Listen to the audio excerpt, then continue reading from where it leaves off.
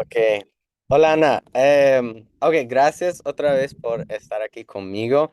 Am, la cosa es que para mí, ustedes, tú y David, como les he seguido básicamente desde el inicio de mi propio aprendizaje del español, literal, como empecé hace 3 años con el español y realmente Ah, su podcast es como la primera cosa que usé para mejorar mi español y todavía les sigo. Así que gracias por estar aquí. Para mí es muy emocionante. de nada, qué padre, gracias por escucharnos. Sí, y me encanta el español mexicano también, me encanta ese nicho Ujú. que ustedes hacen. Así que en Ajá. esta entrevista, básicamente te quiero preguntar por el podcast, obviamente, la enseñanza de español y algunas cosas más sobre la vida en general y todo eso. Así que Sí, muy bien. primero quiero que, bueno, que expliques un poco del podcast para mis seguidores que no sepan mucho del podcast, pero pues obviamente es un cuento que has contado muchas veces y yo ya lo conozco, así que quiero hacer un poco de juego donde pues cuenta Ok. la historia de cómo empezó el podcast, pero con algo falso también, ¿me entiendes? Como algo Ajá. mentira adentro y voy a adivinar lo que es, ¿me entiendes? Ok. Sí. Ok. Va. Pues hace algunos años, hace casi 6 o 6 y medio, nosotros estábamos pensando qué hacer porque en ese momento yo daba clases de español a extranjeros y muchos me preguntaban, ¿me puedes recomendar algún podcast o algo para entender español?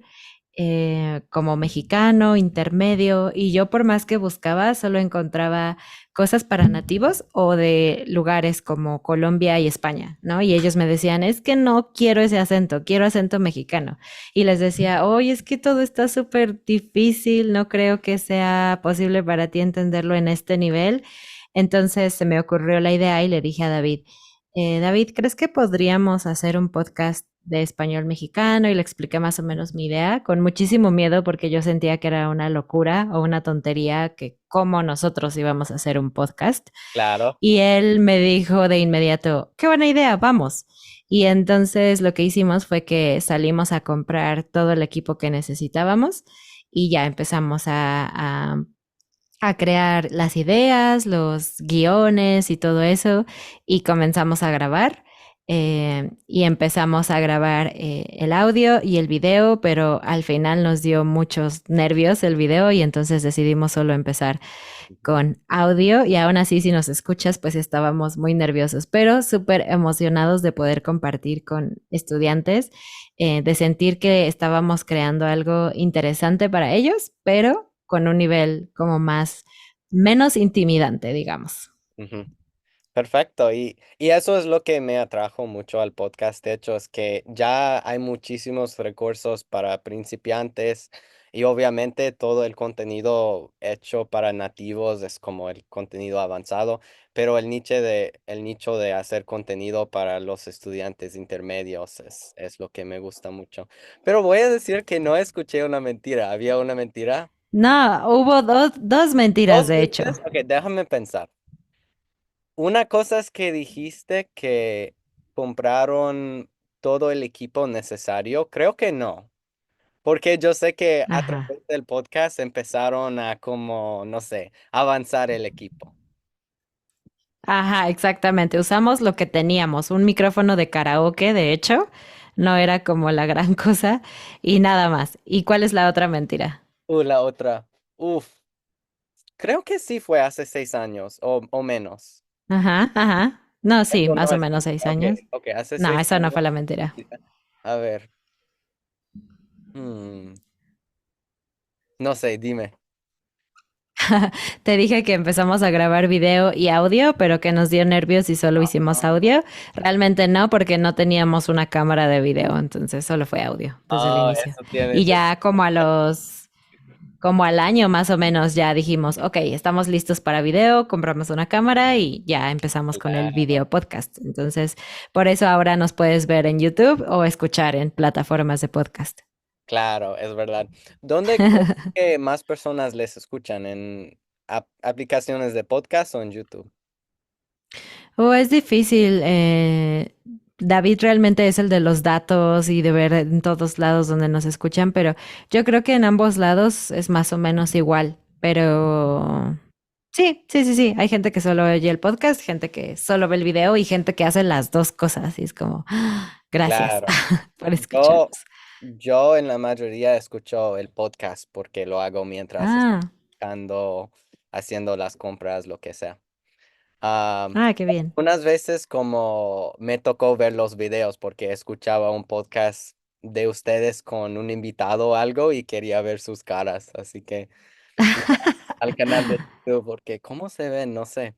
Am, Ujú, pero sí, ok, algunas preguntas más sobre el podcast y luego de la enseñanza del español, pero primero, ¿cuál ha sido como el mejor desafío en crear el ujú. podcast? Mm, pues creo que Am, yo diría que pasar de todas las ideas que uno puede tener a la realidad, porque tienes un mensaje y ese mensaje crees que es importante, ¿no? Creo que cualquier persona que hace contenido cree que tiene un mensaje importante y por eso quiere compartirlo con la gente, pero muchas veces te quedas atorado en el camino porque para lograr llevar ese mensaje a la gente necesitas muchas habilidades técnicas, no solamente el mensaje. Necesitas saber un poquito de edición, por lo menos tener un poquito de equipo, digo, mínimo un teléfono y una computadora y aprender cómo subir eso a las plataformas, cómo que tu mensaje llegue a más personas, redes sociales, lo que sea.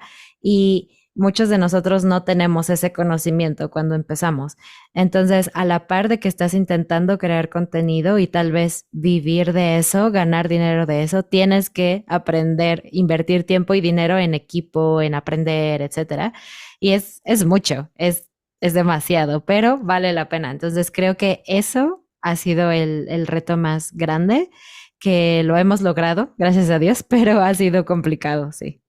Claro, ¿y dirías que es más fácil ahora que era en el inicio o todavía es difícil en ese Uf, sentido no, de todo el tiempo? súper fácil. Es súper fácil. Okay. Al inicio fue súper difícil. Neta que en un video nos podíamos tardar en grabar una hora y media, cuando el contenido final son 20 minutos.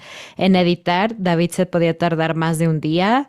Yo en crear los materiales también más de un día. Trabajábamos así, de sol a sol. Era muy complicado. Pero ahora la verdad es que lo hacemos bien rápido y también ya tenemos un equipo que nos ayuda un poco con ciertas cosas. Entonces sí, ahora es mucho más sencillo. Wow, ok. Y esto podría ser como un secreto, no sé, así que no me lo tienes que decir. Pero, ¿qué tienen ustedes detrás de las computadoras? Como ustedes usan tipo guión o como hay notas, pero porque está muy organizado, se nota, pero no suena como un guión, ¿sabes? Ujú. Pues realmente lo que tenemos es una lista de ideas. Las ideas van surgiendo en cualquier momento, caminando en el parque, mientras nos bañamos, no sé, llega una idea a la mente de, podemos hacer un tema sobre esto. Y dependiendo del tema, vamos a tener una especie de notas. Si es un tema que manejamos súper bien o que es de la vida cotidiana, no tenemos mucho más que estas son mis ideas principales. Pero si es un tema de historia, de ciencia, algo que necesita más datos, números, etcétera, sí tenemos como, sí hacemos como una investigación previa y simplemente anotamos las cosas que nos parecen interesantes. Los dos lo leemos Ujú. antes de grabar. Y mientras grabamos tenemos el documento en nuestras computadoras, pero no lo estamos leyendo, simplemente es como para recordar el orden de las cosas que queríamos decir. Claro, eso es una buena manera de hacerlo porque suena muy fluido cuando están hablando y todo eso. Sí, creo que funciona eso que como somos amigos antes que esposos y eso es como una conversación con un amigo y es más natural. Qué lindo. Qué lindo. Sí. Y, ok, otra pregunta sobre el podcast. Es que quiero saber si tienes algún episodio favorito. Yo sé que hay muchísimos, pero un episodio o algunos que te pegan en la mente específicamente. Y primero voy a decir uno de los míos.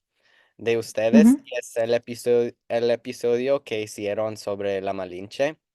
Me encanta ese Ah, episodio porque luego ajá. como aprendí mucho más de su historia e incluso compré un libro que leí 3 veces sobre la Malinche por un escritor, Laura Esquivel. Ah, Am, sí. ajá, y me encantó la historia y no sé por qué, solamente que sentí que me dio como más información sobre la cultura mexicana y como una perspectiva diferente. Pues qué chistoso que dijiste ese porque también es de mis favoritos, el Oh, de la qué bueno. Malinche. Sí, fue como de los primeros episodios en donde dije, wow, la historia de verdad es súper interesante porque en la escuela me parecía aburrida, pero ahora bajo mis propios términos me parece muy interesante y divertido. Y siempre me ha interesado como la sociología también, entonces ver cómo esa historia ha avanzado y ha como influenciado quiénes somos como mexicanos ahora también. Entonces, esa yo diría que es uno de mis favoritos. Y también uno que hicimos sobre el cerebro bilingüe. Cualquier cosa que hable sobre ser bilingüe, cómo aprender mejor, eso me encanta. Esos son mis episodios favoritos. Ujú, a mí también. Y hablando una interjección muy rápida sobre la Malinche episodio, es que también como habla de un modismo, de algo que se dice en el español Mm. mexicano del malinchismo, y es interesante aprender qué significa ese dicho, ¿sabes? Así Ujú, que ujú. sería interesante más episodios también, como chupar faros, por ejemplo, como quizás un estudiante sabe lo que significa, pero sin saber la historia, como pierdas un poco de la cultura, no sé. Sí, claro. Um, ok, una pregunta más sobre el podcast que tengo. Ujú, ¿Cómo, cómo ha evolucionado no solo el podcast, pero más bien la comunidad? Porque me parece que la comunidad de How to Spanish es muy fuerte, ¿no? ¿Cómo, ujú. cómo eso evolucionó durante estos 6 años? Sí, pues lo primero es que empezamos a tener gente regular que empezaba a comentar en todos los videos, ¿no? Porque en las plataformas de podcast no es fácil dejar un mensaje, pero en YouTube sí. Entonces estábamos viendo los mismos nombres de usuarios comentar cada semana y así, entonces empezamos a sentir como que había una relación entre la audiencia y nosotros. Y poco a poco me di cuenta que es súper frustrante cuando quieres practicar más el idioma, pero no tienes con quién. Y muchos de nosotros no podemos pagar un tutor cada día de la semana o incluso cada semana. Puede llegar a ser caro dependiendo de tu momento en la vida o tu situación en la vida. Y es como, "Oh, pero no puedo hablar con nadie". Entonces, yo sé que hay mucho poder en comunidades que tienen el mismo interés porque yo soy parte de muchas comunidades así, de gente que le interesan los perros o que en este caso ahora que tengo un bebé, que son mamás, etcétera. Entonces dije, hay valor en crear una comunidad de estudiantes. Sí, no son nativos, pero tienen el mismo sueño y por lo tanto se van a ayudar mutuamente a llegar ahí, ¿no? Y a echar porras de, tú puedes, y encontré esta canción, encontré este podcast, mira, qué interesante, vamos a practicar. Y por eso decidimos crear primero un grupo de WhatsApp, funcionó un ratito, pero después decidimos crear un Discord y realmente ese es como el corazón de nuestra comunidad porque ahí entra la gente, está escribiendo todo el tiempo y poco a poco nos dimos cuenta que estas personas regulares que nos escuchaban cada semana querían como ayudarnos a crecer la comunidad. Y entonces, una cosa que aprendí de un taller en donde estuve es que esas personas, más bien que uno no necesita decir es mi comunidad, porque una comunidad es de todos. Y esa gente que está dispuesta a ayudar puede ser parte de tu equipo de forma Claro. tal vez no profesional, pero puede ser. Y entonces hablé con ellos y les dije, oigan, ¿quisieran ustedes ayudarme a crear más actividades, a hacer algo así? Y me dijeron que sí, entonces tenemos varios capitanes que son como Mm, estas personas muy fieles al podcast, que sabemos que tienen los mismos valores que nosotros y entonces ellos han estado creando sus propias actividades, tanto que cada día de la semana prácticamente hay una actividad diferente para practicar español y ni siquiera yo he creado todas o David. Entonces es increíble porque es una comunidad que está creciendo, pero que aparte tiene vida propia y Claro, que sigue avanzando. Entonces, estamos muy emocionados y muy orgullosos de nuestra comunidad. y deben serlo, es súper bonito. Qué bonito. Sí. Am, qué bueno. Am, ¿Qué más iba a decir sobre eso? Iba a preguntarle algo más. Oh, Ah, quería decirte nada más algo más, ajá. que hemos visto cómo se han creado amistades virtuales, pero esas amistades en algunos casos se han vuelto en persona porque se han conocido allí y luego han viajado juntos y tienen Wow. sus propias reuniones. Todavía no tenemos ningún caso de amor, como que se enamoren en la comunidad, todavía no, pero tal vez un día va a suceder. Sí, por supuesto, si continúan así. Am, Quería preguntar si, porque mencionaste este sueño, digamos, que ustedes realizaron. em, Es posible que ya lo hayas mencionado en un video o un podcast, pero no recuerdo si siempre quería ser maestra, porque yo sé que David, por ejemplo, como él trabajaba en las finanzas, ¿no? Como Ujú. tuvo otro trabajo y luego se convirtió en profesor de español, pero para ti eso siempre era tu sueño. No, de hecho, yo dije, yo nunca quiero ser maestra. Yo Ah, había dicho que no quería, así que no. Mi mamá es maestra y claro.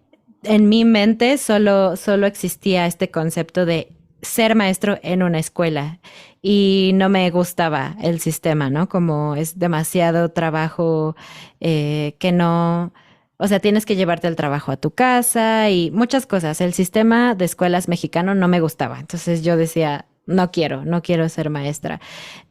Pero después, cuando salí de la universidad, nos mudamos un poco lejos y dije, no quiero manejar en Ciudad de México. Y Ujú. eso fue lo que me hizo pensar, ok, entonces, ¿qué puedo hacer con mis habilidades si quiero trabajar en casa? Y estuve buscando en internet, investigando y me topé con esta idea de enseñar no inglés, que es lo que yo pensaría, pues soy mexicana y sé inglés, puedo enseñar inglés a otros mexicanos, sino, claro, puedo enseñar español a personas extranjeras y es Ah, mejor porque es mi idioma nativo y tengo más experiencia. Y entonces dije, ok, vamos a intentarlo. Y descubrí que me encantaba, porque siempre me ha gustado mucho la gramática, siempre me ha fascinado los idiomas y me gustó mucho esta interacción con las personas y ver cómo pasaban de no decir nada a decir algo, a tener una conversación completa. Me apasionaba muchísimo que claro. yo pudiera ser parte de su viaje, de su sueño. Y entonces me enamoré de dar clases y decidí ser maestra y ya después me convertí en podcaster y todo eso. Qué bueno, qué bueno. ¿Crees que como a través de enseñar español, como especialmente este nicho de español mexicano, creo que no sé cómo preguntarlo, como tu relación con la cultura mexicana ha cambiado de alguna forma? ¿Me entiendes? Sí, qué buena pregunta. Creo que nadie me ha preguntado eso y me gusta esa pregunta. Sí, ha cambiado mucho porque cuando no era maestra estaba enamorada, por ejemplo, del inglés, ¿no? Y obsesionada con aprender inglés mejor y la música y la cultura y todo. Y mi cultura era algo como, es mi cultura, la conozco, es normal. Lo que yo quiero es aprender otras culturas. Y cuando me convertí en maestra fue ok, necesito ver otra vez hacia mi cultura, quién soy, cuál es la música de mi cultura, cuál es la comida, por qué decimos esto, etcétera. Y estudiarlo me hizo darme cuenta de lo increíble que es. Y además pude ver mi propia cultura desde los ojos de alguien más, desde alguien que la está aprendiendo por primera vez y que le parece increíble. Y eso me hizo decir, tienes razón, México es increíble, nuestra cultura está genial. Entonces sí, creo que recuperó o creció mi amor por mi cultura y siempre creo que el hecho de convivir o pasar tiempo con gente de otras culturas te hace más consciente de ti, de tus diferencias, pero espero que de una forma positiva, ¿no? Así como, ah, sí, soy mexicana, sí, mis valores tal vez son un poco distintos en algunas cosas, o hasta mi tipo de cara, todo, o sea, puedo notar cómo soy diferente y eso me gusta ver mis diferencias con otras culturas. Sí, es verdad de que aprender un idioma te hace comparar tu propia cultura y aprender más de no solo la cultura del idioma que estás aprendiendo, sino tu propia cultura. Am, Ujú. pero bueno, yo fui a México por primera vez el verano pasado. Fui a Ciudad de México y pasé Ah, 2 semanas allá y también fue mi primer viaje solo y la ujú. pasé súper increíble, como me encantó muchísimo. Así que quería Ay, qué hablar un buena. poco de Ciudad de México, sí, porque ustedes son chilangos, personas de Ciudad Ujú, de México, y ahora viven en Querétaro, ¿no? ujú. Así que primero quería preguntarte por esos dos lugares en México, porque como dije, solo he visto Ciudad de México y quiero saber cómo se compara con Querétaro. Ujú. Querétaro para mí es como una ciudad de México chiquita. Em, no está tan poblado, no hay tanto tráfico, pero sigue siendo una ciudad con tráfico en los momentos donde toda la gente está yendo a trabajar, etcétera. Y digamos que tienes también aquí muchas opciones. Hay actividades artísticas, restaurantes, etcétera, pero todo se siente un poquito más lento, como un poquito más relajado. Es como una sensación de una ciudad, pero menos loca, yo diría. Y sí, la cultura de servicio es diferente, es decir, la gente se comporta diferente en los restaurantes que en Ciudad de México, la gente se viste diferente, entonces sí hay varias diferencias, digamos, pero si estás acostumbrado a Ciudad de México, Querétaro es como, ah, me gusta, es como más relajado, pero tiene lo mismo, más o menos. Obviamente hay muchas menos opciones que en una ciudad tan grande como Ciudad de México, pero creo que si buscas puedes encontrar casi lo mismo. Oh, me da curiosidad lo que mencionaste de que se visten diferente, de una forma diferente. Sí. Porque antes de ir a México, como no quería verme muy como un turista, ¿sabes? No, no es que es malo, pero quería, no sé, como experimentar la cultura como es y no quería ser turista tanto.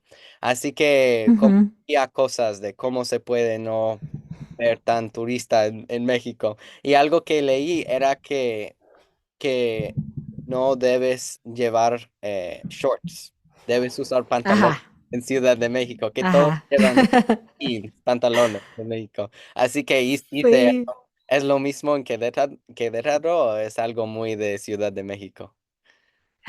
Exacto, es algo muy de Ciudad de México. Es súper raro usar short, incluso usar como vestidos, faldas para mujeres no es tan común. Creo que también porque todo el tiempo estás en la calle caminando en transporte público, entonces no es tan cómodo. Pero aquí en Querétaro hace más calor, eso sí, definitivamente. Entonces la gente es mucho más relajada en cuanto a la ropa. Todo mundo usa short, bermudas, faldas, vestidos, incluso ropa como más corta o con más aberturas, más descubierta. Y es como súper normal. En Ciudad de México a veces como mujer es un poco incómodo y triste, pero si usas una falda o algo, como eres la excepción, todo mundo te mira, ¿no? Ah, Como que llamas mucho la atención. Y si estás aquí en Querétaro y traes una falda, vestido, lo que sea, nadie te mira, es como lo más normal del universo. qué interesante. Así que no es algo de todo México, no es algo de la cultura mexicana, es algo muy de Ciudad de México. Ujú. Interesante, qué interesante. ¿Y Sí. cuál es tu lugar favorito entonces en Ciudad de México? Porque me quedé en Coyoacán y me encantó Ujú. como esa parte de la Ujú. porque cuando decidí que iba a visitar la ciudad, buscaba por todas partes como dónde me quería quedar y al final decidí Ujú. Coyoacán y fue una buena decisión porque es el barrio como más lindo para mí. Ujú, sí, Coyoacán es súper lindo, pero quiero decir una opción que tal vez no es tan obvia cuando la investigas, es la colonia del Valle. El Valle, no me Es, tocó visitarla. ajá. Sí, esta colonia me gusta porque es, digamos, no tan turística, es como muy, muy local, pero está muy bien ubicada porque cerca hay metros, por ejemplo, avenidas importantes, entonces es fácil caminar, llegar a diferentes lugares y explorar como caminando. Es como muy agradable. Hay tiendas, restaurantes, etcétera, pero no es como tan turística como a lo mejor Condesa, que es un lugar muy popular para quedarse para los extranjeros, o Roma, que también es bonito, pero es muy viejo y cuando hay temblores a mí me da miedo. Siento que Roma es como un poco peligroso, entonces del Valle creo que es como ideal también para quedarse. Ay, ok, qué bueno. ¿Y las actividades que más te gustan de allá? Pues me gusta la zona de Chapultepec porque puedes hacer como muchas cosas, zoológico, museos, parques, entonces es como ideal si solo quieres un picnic o si quieres hacer algo más histórico como ir a un museo, etcétera. Ese es como mi lugar favorito. Claro. Ya hablaste un poco de las diferencias entre Querétaro y Ciudad de México, pero ¿cómo describirías las diferencias en general de la cultura mexicana? ¿Como hay una cultura mexicana unida entonces, como que es que no cambia de lugar a lugar y cómo eso sería diferente a otras partes del mundo? Es una pregunta muy grande, pero a ver. ¿Qué opinas? Yo no conozco mucho otras partes del mundo, entonces no estoy segura cómo compararla, pero sí puedo decir que México sí tiene una cultura como general de todo el país que no cambia, pero sí hay diferencias entre el norte, el centro y el sur también. Entonces esas diferencias las puedes ver en cosas como formas de expresarse. El norte es gente como más directa, más ruda, más intensa en ese sentido, y en el centro y sur somos más como, "Ah, no me hables así, necesito que me digas, ay, qué bonito", y ese tipo de cosas que tiene sentido. Los del norte están más cerca de Estados Unidos. Creo que la cultura es como más una mezcla entre los dos. Eh, y en formas de comer, como en el norte, que la carne asada y el asador es como lo que hacen todo el tiempo, contra el centro y el sur, que comemos diferente, o nuestra idea de comer juntos no necesariamente implica carne y cosas así. Siempre hay muchas diferencias, pero creo que hay cosas que nos unen también. Por ejemplo, si empiezas a cantar Cielito lindo, el norte, centro y sur, todos cantamos juntos, todos lo entendemos. Claro, me encanta la canción y ese episodio también que hicieron de esa canción, porque es una canción que, pues, no he explicado mucho de lo que hago, pero soy maestro escolar en una Ah, secundaria y doy clases de música. Así que ah. desde que empecé a aprender español, como ahora incorporo muchas canciones españolas en el aula y eso es una canción que haga todos los semestres. Y como bien saben, como ustedes, que tenemos muchísimos hispanohablantes aquí, así que muchos de los estudiantes como pueden conectar mejor con el curso y con la clase porque ya todos conocen esa canción. Ah, qué padre. Sí, me encanta. Ok, hablando de la cultura de México en general, de México, perdón. am, la película Coco, ¿representa bien la Ujú. cultura o no tanto? Mm, yo creo que no podemos esperar una representación súper fiel en una cosa de 1 hora y media, ¿no? Como que habría que explicar muchas cosas, pero diré que para hacer una película infantil corta está suficientemente bien, en mi opinión. Creo que sí representa bien varias cosas. Ok, y estoy asumiendo que la has visto. ¿Sí la has visto? Sí, Ok, sí. ¿hay una cosa que viste en la película que pensaste como, eso no se hace o algo así? La verdad ya tiene tiempo que la vi por última vez Y si pensé eso, en este momento no recuerdo que haya sido. Yo en lo particular no celebro el Día de los Muertos, por ejemplo. Okay. Entonces, allí tal vez hay alguna cosa que alguien que sí lo celebra frecuente o que es muy importante para su familia, tal vez vio algo que no se hace, ¿no? En su familia. Pero para mí que obviamente estoy en la cultura, pero que ese día no es importante para mí, me pareció que estuvo relativamente bien. Probablemente eso de la creencia tan fuerte de las fotografías no es exactamente como en la película, pero creo que está decentemente bien. Claro, y lo pregunto porque me encanta la película y a muchos de mis estudiantes también, así que quiero ver Ajá. qué tan auténtica es. Ah, Ah, ya. bueno, tengo dos preguntas más, si todavía tienes tiempo. Sí, dime, claro. La primera se trata de la bebé, porque hablaste pues en un episodio de que iba a criarla bilingüe. ¿Todavía Ajá. lo están haciendo? Sí, ¿qué crees? En algún momento pensábamos que era niña porque nos dijeron que era niña, pero al final no, fue niño, Oh, entonces es niño. niño. Ok, qué Sí. bueno. Eh, Felicitaciones.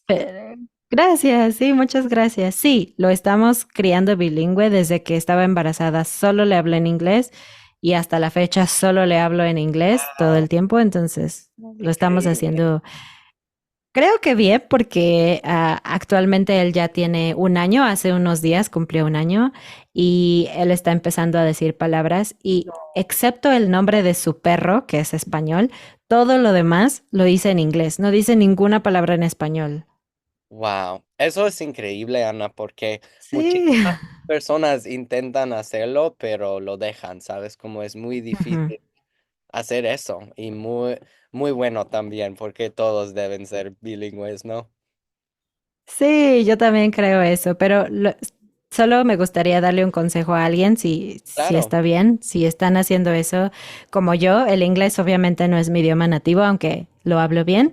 Am, Creo que un consejo para no rendirse es tener mucha gracia hacia ti mismo. Hay cosas que no vas a saber decir o que vas a pronunciar mal y está bien. Por ejemplo, en momentos de mucho estrés, como cuando mi bebé un día estaba llorando sin parar y yo no entendía por qué, automáticamente pensé en español claro. y una parte de mí dijo, no, no, no, tienes que hablar en inglés. Y dije, no, estoy hablando en inglés 99% del tiempo. Este día es difícil y es especial y no pasa nada si hablo en español con mi bebé. Y en ese momento hablé en español porque fue el idioma que salió de mi corazón.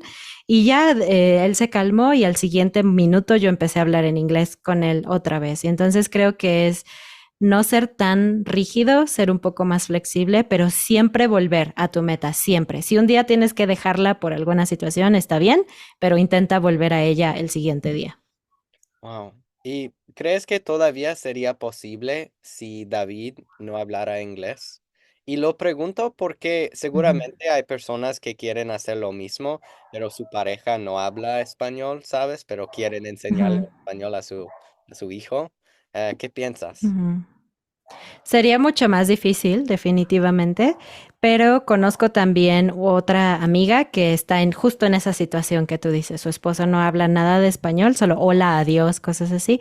Y aún así ahora sus hijos son capaces de comunicarse bastante bien en español. Creo que el tema es convencer a tu pareja de que vale la pena. Incluso si no habla el idioma, si lo convences de que vale la pena y puede ver los beneficios y está de acuerdo contigo, entonces va a ser mucho más sencillo. Y puedes llegar a un acuerdo como, ok, voy a hablar con los niños en español y después voy a voltear y te voy a explicar lo que les dije. Va a ser más trabajo, sí va a ser más difícil, no quiero decir que no, pero sí creo que es posible. Sí, otra opción aquí, no sé qué tan comunes son allá, pero escuelas bilingües también que les enseñan inglés y español. ¿Tienen eso? Sí, sí tenemos eso. No todas son muy buenas. Casi todas las escuelas privadas aquí son bilingües, pero a veces es una hora cada día y en mi opinión no es suficiente No. exposición. Es mejor que nada y va a ser un proceso más lento. Entonces, si es tu única opción, me parece mejor que nada, claro, pero yo no quiero esperar hasta que mi hijo tenga que ir a la escuela para empezar. porque siento que puedo darle más exposición yo. Y si lo piensas, tal vez no puedes hablar con tu hijo 100% en español, no sé, en caso de alguien de Estados Unidos, porque por la familia la situación no es posible, pero tal vez puedes hablar 3 horas cada día. Y 3 horas cada día, si las sumas, es bastante exposición para tu hijo contra no hablar nada o esperar hasta que tenga 7 años o 6 años y empiece la escuela. Sí. ¿Y qué tal como, por ejemplo, pones música en inglés, como shows en inglés? Em, sí, cosas así para el bebé. Sí, yo creo que la exposición es clave. Entre más puedas hacer, mejor. Incluso si sientes que tu español no es muy bueno, bueno, hay muchas cosas que están en español, como programas de televisión, música, lo que sea es bueno. Tu hijo va a estar escuchando y tomando el acento y otras cosas. Entonces, sí, en mi casa casi todo está en inglés, ¿no? La tele, la música. Le ponemos podcast también, que no entiende, obviamente, porque es un bebé, pero está escuchando a otras personas, no solo a mí, hablar inglés. Sí, qué bueno, pues felicitaciones por eso. Gracias. Y ok, la última cosa es otro juego. Empezamos con un juego y vamos a terminar con un juego también. Pues Ok, muy bien. ahora sabes que me encanta el español mexicano y gracias a ustedes y también mis amigos mexicanos, como he aprendido mucha jerga mexicana, pero no sé toda la jerga. Así que quiero que Ujú. me des una palabra muy mexicana, una jerga, y voy a ver si lo conozco, si la conozco. Ok, achichincle. No la conozco. Pues dame un contexto. Ok, en una compañía, en una empresa, a veces las personas más nuevas tienen este puesto no oficial de achichincle. Uf, ¿es como un pasante o qué? Ajá, bueno, realmente es una palabra un poco negativa. No es grosera, solo es un poco negativa, pero implica a alguien que hace todo lo que su jefe no quiere hacer. O sea, como, ve y cómprame una Coca-Cola, haz este trabajo feo que a mí no me gusta. O sea, es como alguien que recibe muchas órdenes, tal vez sin sentido, pero que tiene que hacer en el trabajo. Eso es un achichincle. Ok. Nuevas palabras, qué bueno. Que dame otra. Otra, ok. No sé si va a ser igual de difícil, pero, ok, petatearse. Petatearse es, oh, lo sé. Petatearse es morir, Sí, súper bien. fallecer. Petatearse es morir, fallecer exactamente. ¿Qué tan Se común petateó. es muy coloquial. Mucho. Sí, es muy coloquial, es muy... Cualquier cosa que tenga que ver con muerte es muy común en México, entonces, sí, la Qué oyes bueno, frecuentemente. qué bueno. Ujú. Ok, una más, una más. Una más. Ok. Achicopalarse. Achicopalarse. Uf, no lo he escuchado. Ah. A ver si me das un contexto. Un contexto. A ver, imagínate que... Ok, te voy a decir algo que es verdad. Tu español está increíble. Hablas súper bien, Gracias. súper claro. Sí, felicidades. En serio, me encanta tu español. Muy buen trabajo. Yo sé el trabajo que toma llegar ahí, así que bravo para ti. Gracias. Entonces, eso es verdad, pero si tú empiezas así como, ay, no, no me digas, ay, no, no, tú te achicopalaste. Ese es un ejemplo como ¿Cómo ponerte tímido?